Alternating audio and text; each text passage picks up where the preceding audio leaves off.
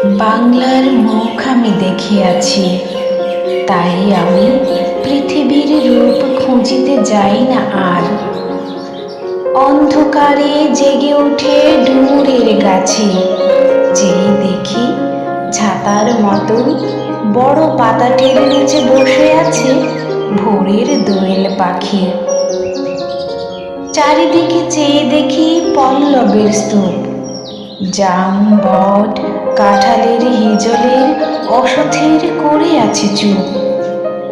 ফণিমনসার ঝোপে সটি বনে তাহাদের ছায়া পড়িয়াছে।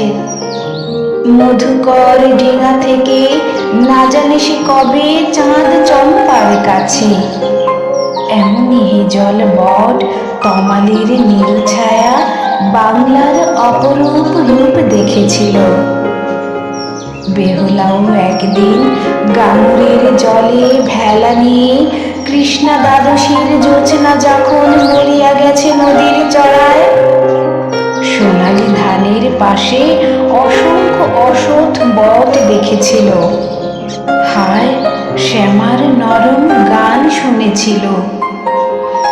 একদিন অমরাই গিয়ে ছিন্ন খঞ্জনার মতন যখন সে নেচেছিল ইন্দ্রের সভায়, বাংলার নদীমাঠ ভাট ফুল ঘুঙুরের মতো তার কেঁদেছিল পায়। বাংলার মুলুক আমি দেখিয়াছি, তাই আমি পৃথিবীর রূপ খুঁজি।